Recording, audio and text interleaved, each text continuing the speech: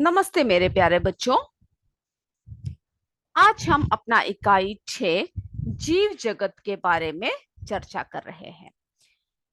पिछले कक्षा में हमने क्या क्या चर्चा किया? जीव जगत के बारे में, सजीवों के लक्षण के बारे में हमने अपने पिछले कक्षा में चर्चा किया। तो आज हम लोग किसके बारे में चर्चा करेंगे? कोशिका एवं सूक्ष्म जीवों का सामान्य परिचय। ठीक है, किसके बारे में चर्चा कर रहे हैं? कोशिका एवं सूक्ष्म जीवों का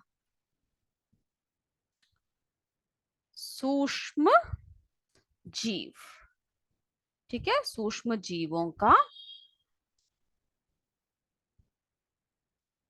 कोशिका एवं सूक्ष्म जीवों का सामान्य परिचय।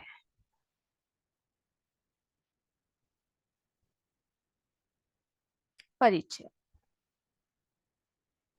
चलो इसके बारे में आज हम चर्चा करेंगे। तो आपने किसी बनते हुए मकान की क्या देखा है? आपने कभी देखा है जैसे कि मकान जो बनते हैं या कोई इमारतें जब बनती है तो किस प्रकार से बनती है? जैसे कि ईंट होते हैं, है ना, ऐसे छोटे छोटे छोटे छोटे ईंटों को जो है ऐसे लगा लगा कर क्या बनाते हैं? दीवार बनाते हैं। ईंटों को क्या करते हैं? एक के ऊपर एक रखकर क्या बनाते हैं? मकान बनाते हैं। ठीक है। जिस तरह से मकान बनाने में हम लोग क्या करते हैं? बहुत से ईंटों को इकट्ठे कर कर, है ना, ईंटों को क्या करते हैं? इकट्ठा करते हैं और मकान बनाते हैं। उसी प्रकार से हमारे जो शरीर होता है, जो हमारा शरीर होता है, शरीर में भी क्या होती है? छोटे छोटे इकाइयां होते हैं। ठीक है। हमारे शरीर हमारे शरीर का निर्माण जो है कैसा होता है? छोटी छोटी इकाइयों से होती है। ठीक है, छोटी छोटी इकाइयों से होती है। किसका निर्माण होता है? हमारे शरीर का निर्माण भी कैसा होता है? छोटी छोटी इकाइयों से होती है। शरीर को बनाने वाली इन इकाइयों को, तो इन छोटी छोटी इकाइयों को इकाइयों को क्या कहते हैं? कोशिका कहते हैं। छोटे छोटे इकाइयों को क्या कहते हैं? कोशिका कहते हैं, यानी सेल। तो जो हमारा जो शरीर होता है कैसा बना होता है? छोटे छोटे कोशिकाओं से बनी होती है। प्रत्येक जीवित कोशिका में जीवन की सारी जैविक क्रियाएं होती है। ठीक है, प्रत्येक कोशिकाओं में क्या होती है? जीवन के सारी प्रक्रियाएं होती है। जैसे कि हमारा जो शरीर है वो किससे बना हुआ है? छोटे छोटे कोशिकाओं से मिलकर बना होता है। ठीक है। और जो प्रत्येक जो कोशिका है, ये देख रहे हैं ना, जंतु कोशिका क्या है? छोटे छोटे छोटे छोटे जो कोशिका हमारे शरीर के अंदर होती है। इसके बारे में डिटेल में आप बड़े कक्षाओं में पढ़ोगे। तो आप सिर्फ इतना जान लीजिए कि हमारा जो शरीर है वो क्या है? छोटे छोटे कोशिकाओं से बनी होती है। जैसे कि श्वसन, पोषण, उत्सर्जन, वृद्धि आदि क्या है? आदि अनवरत होती रहती है। ठीक है, आदि क्या है? इन सब कोशिकाओं के द्वारा होती रहती है। और जैसे कुछ सूक्ष्म जीव जो होते हैं, ठीक है, कुछ जीवों का शरीर केवल एक ही कोशिका से बना होता है। जैसे कि जो सूक्ष्म जीव जो होते हैं, सूक्ष्म जीवों का जो शरीर होता है वो कैसा होता है? एक ही कोशिका से बना है। हमारा शरीर क्या है जिन्हें हम देख सकते हैं, है ना? जिन जंतुओं का शरीर जो है एक से अधिक कोशिकाओं से बना होता है, जैसे जिन्हें हम नग्न आंखों से देख सकते हैं, जैसे कि मनुष्य हुआ, है ना, मछली हुआ, मेंढक हुआ। ठीक है। तो क्या हुआ? हम उन सबको जो है देख सकते हैं और वो जो है कैसा होता है? हमारे शरीर में जो है बहुत से कोशिकाओं से, यानी बहुत सारे क्या होती है? इकाइयां होती है। ठीक है। और कुछ जीव, ये देख रहे हैं ना, सूक्ष्म जीव जिन्हें हम अपने नग्न आंखों से नहीं देख सकते, जिनके लिए हम क्या किसका इस्तेमाल करते हैं? माइक्रोस्कोप आदि का इस्तेमाल करते हैं। तो इन्हें देखने के लिए सूक्ष्मदर्शी का प्रयोग करते हैं। तो इन सब जीवों को देखने के लिए किसका प्रयोग करते हैं? सूक्ष्मदर्शी का प्रयोग करते हैं। जैसे कि देख रहे हो ना ये सूक्ष्म जीवियां, जैसे कि अमीबा हुआ, युगलीना हुआ, पैरामीशियम है ना, ईस्ट, फिर क्या है, बहुत सारे, ये सारे सूक्ष्म जीव देख रहे हो ना। और जो है इन सबको क्या करते हैं, ये सब कैसे बनते हैं, ये सब जो है कैसे बना होता है? एक ही कोशिका से, ठीक है, एक ही कोशिका से। तो सूक्ष्म जीव कहलाते हैं, जो एक ही कोशिका से बना होता है उन्हें क्या कहते हैं? सूक्ष्म जीव कहलाते हैं। जैसे कि ये सारे जो आपने देखे सूक्ष्म जीव जो देखे, जैसे कि क्लेमाइटोडोमिनस है, ठीक है, और जो है युगलीना है, फिर क्या है, अमीबा है, युगलीना, ये सब क्या है? ये सब जो है एक कोशिका से बने होते हैं। तो हमने क्या देखा कि जो सूक्ष्म जीव होते हैं, जिन्हें सूक्ष्म जीव किन्हें कहते हैं? सूक्ष्म जीव जिन्हें हम अपने नग्न आंखों से नहीं देख सकते हैं, और उसके उदाहरण भी आप लिखिएगा। तो जीवाणुओं की जो कोशिकाएं होती है सबसे छोटी होती है। जीवाणुओं की कोशिकाएं सबसे छोटी है, जबकि शुतुरमुर्ग का अंडा सबसे बड़ी कोशिका है। शुतुरमुर्ग यानी ऑस्ट्रिच जो होता है ना, उसका अंडा क्या है? उसका अंडा सबसे बड़ी कोशिका है। तो जीवाणुओं की जो कोशिका है क्या है? जीवाणुओं का जो कोशिका है वो क्या है? सबसे सूक्ष्म होती है। ठीक है, जीवाणुओं की कोशिका कैसे होती है? सबसे सूक्ष्म होती है। चलिए जी, वही इस पॉइंट को आप क्या कीजिएगा, लिख भी लीजिएगा।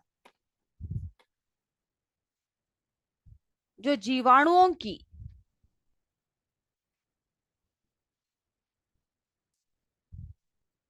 कोशिकाएं, जीवाणुओं की कोशिकाएं सबसे छोटी है, सबसे छोटी है।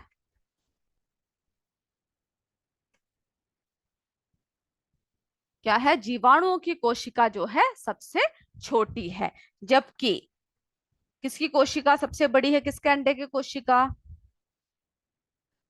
शुतुरमुर्ग यानी जो ऑस्ट्रिच, कभी देखा है आपने? ऑस्ट्रिच का जो अंडा है, ऑस्ट्रिच का जो अंडा है वो क्या है? सबसे बड़ी कोशिका है, बड़ी कोशिका है। ठीक है, इस पॉइंट को आप अपने नोटबुक में जरा लिख लीजिएगा। सबसे बड़ी कोशिका है। तो हमने देखा कि किस तरह से कोशिका एवं सूक्ष्म जीवों को किस तरह से क्या है, हमने सामान्य परिचय देखा। अब जो है सजीवों का वर्गीकरण के बारे में हम बात करते हैं। ठीक है, सजीव यानी क्या है? जिनमें जीवन है ना। तो सजीवों के वर्गीकरण के बारे में अब हम लोग क्या करेंगे, बात करेंगे। सजीवों का वर्गीकरण।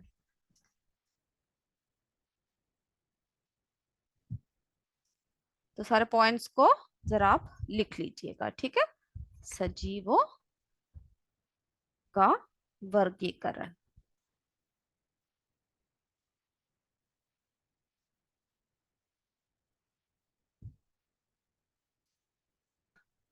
तो आपको जैसे पता है कि हमारे पृथ्वी में क्या है, बहुत सारे जीव जंतु है। हमारे पृथ्वी में क्या है? बहुत से जीव जंतु है ना। हमारे पृथ्वी में बहुत सारे जीव जंतु है, पौधे हैं, और इतने सारे जीवधारियों के सुविधाजनक अध्ययन के लिए क्या करते हैं? वैज्ञानिकों ने उनकी समानता और असमानता के अनुसार समूहीकरण कर रखा है। यह पद्धति को क्या कहते हैं? वर्गीकरण कहते हैं। वर्गीकरण यानी यानी जो हमें आसानी से हम लोग क्या करते हैं, ग्रुप में बांट देते हैं। तो यानी इतने जीव, इस जीव जगत में क्या है, इतने सारे जीव जंतु, असंख्य जंतु और पौधे हैं। तो उनकी सुविधाजनक अध्ययन के लिए क्या कर रखा है वैज्ञानिकों ने? क्या कर रखा है? वर्गीकरण कर रखा है। ठीक है, समानता और असमानता के अनुसार समूहीकरण किया है, और इस पद्धति को हम लोग वर्गीकरण कहते हैं। तो इनके जो गुण होते हैं उसके आधार पर हम क्या करते हैं, इन्हें अलग अलग समूहों में बांटने का क्या करते हैं, बंदोबस्त करते हैं ना। तो इन्हें अलग अलग समूह बनाने की प्रक्रिया को क्या कहते हैं हम लोग? वर्गीकरण कहते हैं। तो देखते हैं इन सब का वर्गीकरण कैसा होता है। सबसे पहले हम लोग कहेंगे जंतुओं का वर्गीकरण।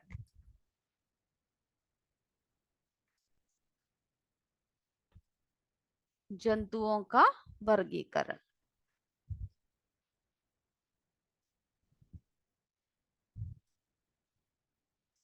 ठीक है, सबसे पहले हम देखते हैं जंतुओं का वर्गीकरण।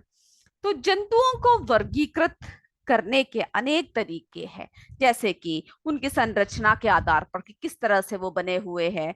ठीक है, मेरुदंड की उपस्थिति के आधार पर, मेरुदंड यानी जो उनकी जो रीढ़ की हड्डी सब जो होती है, जो बैकबोन होती है, उसके आधार पर, फिर प्रजनन विधि के आधार पर, और वास स्थान के आधार पर। तो हम लोग एक एक करके इसके बारे में चर्चा करेंगे। सबसे पहले हम बात करते हैं संरचना के आधार पर। संरचना के आधार पर।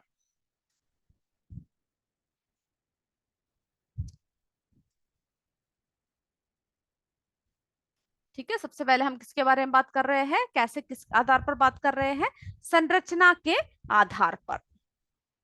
अब संरचना के आधार पर हम क्या बात करेंगे? एक कोशिका। सबसे पहले किसके बारे में बात करेंगे हम लोग? एक कोशिका, जो एक कोशिका से बने हैं।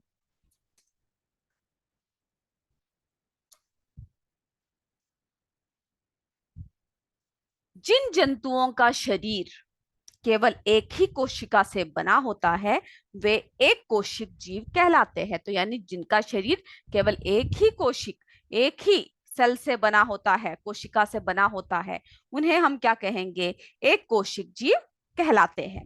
और इन्हें हमें पता है कैसे नहीं हम देख सकते, अपने नग्न आंखों से नहीं देख सकते, है ना। तथा नम जलीय वातावरण में पाए जाते हैं, यानी जो नम वातावरण है, जो जलीय है ना वातावरण है, वहां पर ये पाए जाते हैं। जैसे कि हमने आपको उदाहरण दिखाया था, अमीबा, पैरामीशियम तथा युगलीना। ठीक है, युगलीना आदि क्या है, इसके उदाहरण है। तो आप इसमें से देखकर ही क्या कीजिएगा, इसके उदाहरणों को भी लिख लीजिएगा। तो एक कोशिक जीव जीवन के उपस्थिति में क्या होता है, जब एक कोशिका जीव जो होते हैं, जब जीवन के उत्पत्ति के प्रथम जीव माने जाते हैं। तो ये क्या माने जाते हैं? एक कोशिक जीव क्या माने जाते हैं? जीवन के उत्पत्ति, यानी हम लोग भी जब बनते हैं तब हम कहाँ से शुरू होते हैं? एक कोशिक से शुरू होते हैं। उसके बाद क्या है, धीरे धीरे करके हमारे सेल्स जो है, कोशिका जो है विकसित होती है। पर ये जो है, ये क्या है? एक कोशिका। ठीक है, यानी जीवन के उत्पत्ति, जीवन के उत्पत्ति के प्रथम जीव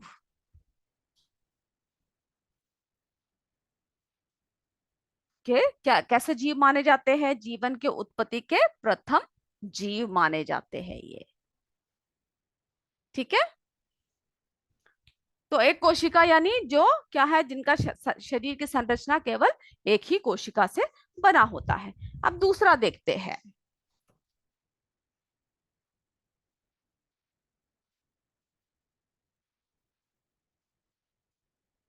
सबसे पहला हमने क्या देखा? एक कोशिका। दूसरा जो है, ख जो है क्या है? बहुकोशिका। जिसमें कौन कौन आते हैं? हम सब, मनुष्य सब इसी में आते हैं, यानी बहुत सारे सेलों से जो बने होते हैं, बहुकोशिक। तो बहुकोशिक जिन जंतुओं का शरीर एक से अधिक कोशिकाओं से बना होता है वे क्या कहते हैं? बहुकोशिक जंतु कहलाते हैं। और इन्हें क्या है, सामान्यतः हमारी आंखों से दिखाई देते हैं। ठीक है, हम लोग आंखों से इन्हें देख सकते हैं, जैसे हाइड्रा हुआ, घोंगा हुआ, फिर मछली, मेंढक, मनुष्य आदि, इन्हें हम क्या कर सकते हैं, अपने आंखों से ही देख सकते हैं। तो हमने सजीवों का वर्गीकरण, है ना, जिसमें हमने संरचना के आधार पर हमने क्या देखा, हमने दो तरह से देखा। सबसे पहले एक कोशिका, और दोबारा क्या देखा, दूसरा क्या देखा, बहु कोशिका। तो ये दो बातें हमने क्या, किसमें बात की, संरचना के आधार पर। अब जो है दूसरी बात जो हम कर रहे हैं वो है मेरुदंड की उपस्थिति के आधार पर, यानी जो बैकबोन, जो रीढ़ की जो हड्डी होती है ना, उसकी उपस्थिति के आधार पर।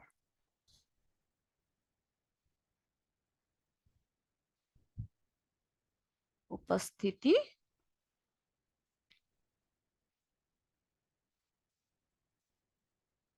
मेरुदंड की उपस्थिति के आधार पर,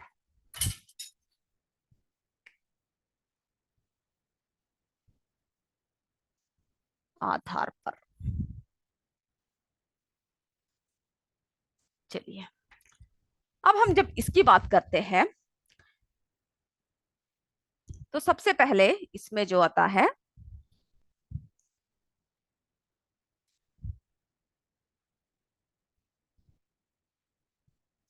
आ को शुरू की जंतु,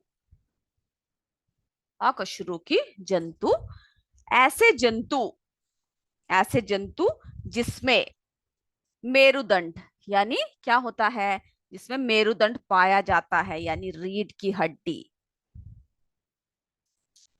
ऐसे, सॉरी, ऐसे जंतु जिसमें क्या है, मेरुदंड नहीं पाया जाता है। ठीक है, यानी आ उसमें नहीं है, मेरुदंड क्या है, नहीं पाया जाता, नहीं पाया जाता, यानी जिसमें रीढ़ की जो हड्डी होती है वे नहीं पाया जाता है, उन्हें क्या कहते हैं, आ। देख रहे हैं ना, उसके सामने आ लगा दिया, आ कोशरूकी जंतु कहते हैं। तो कोशरूकी जंतु क्या होगी, उसका चित्र भी दिखा रखा है, हम आपको दिखाएंगे। तो पहले हम समझ लेते हैं, तो क्या होगा, कोशरूकी जंतु क्या होगी, कशरूकी,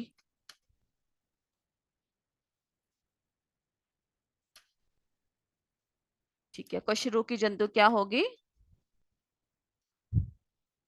जिन जंतुओं में, जिन जंतुओं में क्या पाया जाता है, रीढ़ की हड्डी, यानी मेरुदंड, है ना, मेरुदंड पाया जाता है, इसमें पाया जाता है, इसमें क्या होता है, नहीं पाया जाता।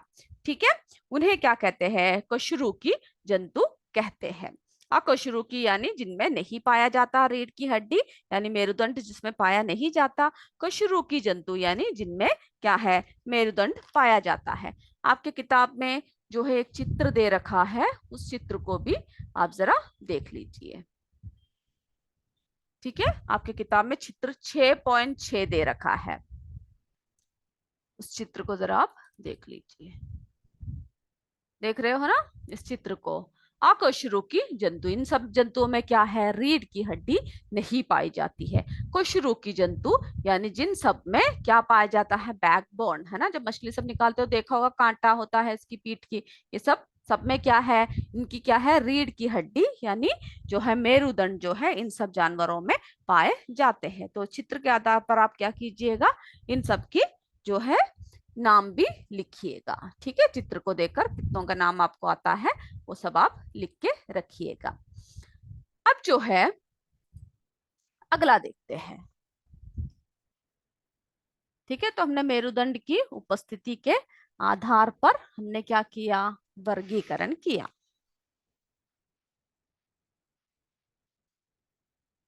चलिए, अब अगला देखते हैं, प्रजनन विधि के आधार पर। तीसरा किसके बारे में बात कर रहे हैं, जो प्रजनन होती है,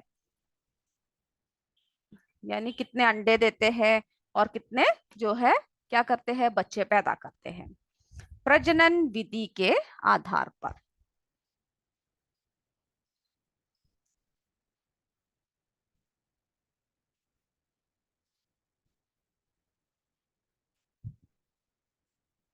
चलिए, प्रजनन विधि के आधार पर इसमें से जो है सबसे पहला जो आता है वो है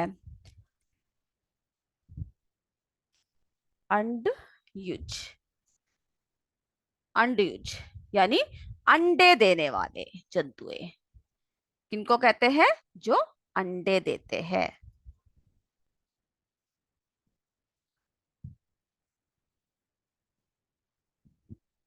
ठीक है, जो अंडे देते हैं, अंडे देने वाले जंतुओं को क्या कहते हैं? अंडयुज कहते हैं। और दूसरा जो है जरायुज।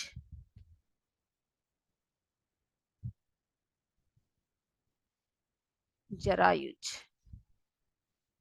जरायुज क्या है? बच्चे देने वाले। क्या है?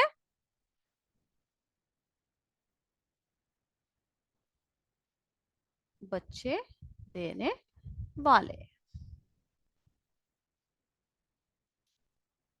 ठीक है, तो हमने क्या देखा कि अंडे देने वाले और क्या है? बच्चे देने वाले। ठीक है, बच्चे देने वाले। तो अंडयुज, जरायुज। जो क्या होता है? बच्चे देने वाले जंतुओं को जरायुज कहते हैं। जैसे कि मनुष्य हुआ, चूहा हुआ, खरगोश हुआ, गाय, बकरी आदि और भी नाम आप लिखिएगा। और अंडयुज जो है, जो अंडे देने वाले जंतु है, जैसे कि मछली है, मेंढक है, छिपकली है, सर्प, पक्षी, कीड़े मकोड़े आदि। ठीक है, तो प्रजनन के विधि के अनुसार अंडयुज और जरायुज है। अब हम किसके कैसे उसके वर्गीकरण करेंगे? वास स्थल के अनुसार। ठीक है, कि कौन से स्थान में वे रहते हैं, कौन से स्थल में वे रहते हैं। तो अगला जो है हम वर्गीकरण जो करेंगे, जो चौथा वर्गीकरण जो हम करने जा रहे हैं, वो क्या है? वास स्थल के आधार पर। वास स्थान के आधार पर।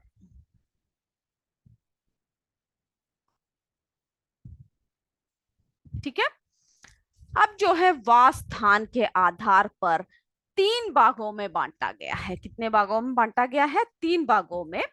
ठीक है, तीन भागों में बांटा जा सकता है।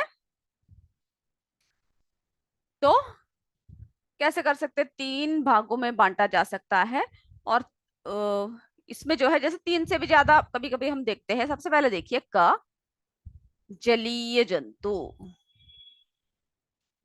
जलीय जंतु, ये नाम से ही आपको क्लियर है ना? यानी जल में रहने वाले जंतुओं को जलीय जंतु कहते हैं। जैसे मछली है ना? जैसे सभी जो जल में, जल के जो जीव है, उनका नाम आप इसमें लिख सकते हैं। दूसरा जो है वायवीय जंतु। वायवीय जंतु यानी अधिकांश समय तक वायु में उड़ने वाले जंतुओं को क्या कहते हैं? वायवीय जंतु कहते हैं। जैसे कि पक्षी है। ठीक है, पक्षियां क्या है? अधिकांश समय तक कहाँ उड़ते हैं? वायु में उड़ते हैं। अगला देखिएगा, स्थलीय जंतु। तो नाम से ही ये सब क्लियर है ना? स्थलीय जंतु। स्थलीय जंतु यानी स्थल पर रहने वाले जंतुओं को क्या कहते हैं? स्थलीय जंतु, है ना? हम सब उसी में आते हैं, मनुष्य सब। जैसे कि सारे जानवर, है ना? जैसे कि कुत्ता है, बिल्ली है, बकरा है, मनुष्य है। आप बहुत सारे नाम लिख सकते हैं। और एक और वर्गीकरण है, वो है देखिए क्या है? वृक्षाश्रय जंतु। जो क्या कहाँ पर ज्यादा समय बिताते हैं? वृक्ष में। वृक्षाश्रय जंतु, है ना? कहाँ पर अपना ज्यादा समय बिताते हैं? वृक्ष में। ठीक है, जंतु जो है वृक्षों पर अपना अधिक समय तक अपना अधिक समय क्या करते हैं, रहने वाले यानी अपना अधिक समय कहाँ बिताते हैं, वृक्षों में बिताने वाले जंतुओं को वृक्षा से जंतु कहते हैं। जैसे गिलहरी को आपने देखा हमेशा कहाँ रहते हैं, वृक्ष में ही अपना समय बिताते हैं। जैसे बंदर को देखा होगा, बंदर हमेशा कहाँ पर रहता है, ज्यादातर समय अपना वृक्ष में बिताते हैं। ठीक है, तो ऐसे जंतु जो जल तथा स्थल, अब ऐसे भी जंतु हैं जो कहाँ पर रहते हैं, जल या स्थल दोनों में रहते हैं। तो ऐसे जंतु को, है ना, जो जल में भी रह सकते हैं और स्थल में भी रह, जैसे कि आपने मेंढक को देखा होगा, जल में भी रहते हैं और कहाँ रहते हैं, स्थल में भी देखते हैं। ठीक है, जो अपना जीवन यापन करते हैं उन्हें हम क्या कहते हैं, उभयचर जंतु कहते हैं। ऐसे जंतु को क्या कहते हैं, जो दोनों जगह पर रह सकते हैं, उभयचर जंतु। ठीक है, जैसे कि मेंढक हुआ और कछुआ हुआ, वो दोनों जगह पर रह सकते हैं। ऐसे इसको क्या कहते हैं, उभयचर जंतु। तो वास्थल के आधार पर हमने वर्गीकरण किया, जलीय जंतु, वायवीय जंतु, स्थलीय जंतु, वृक्षाश्रय जंतु, फिर उभयचर जंतु, है ना। और इस तरह से हमने जो है वर्गीकरण किया। तो इन सबको क्या कीजिएगा, आप लिखिएगा और उसके वर्गीकरण के अनुसार से आप इसको कीजिएगा। ठीक है, आपके इसमें किताब में एक तालिका दे रखा है, इस तालिका को आप सब क्या करोगे, सब आप भर कर आओगे।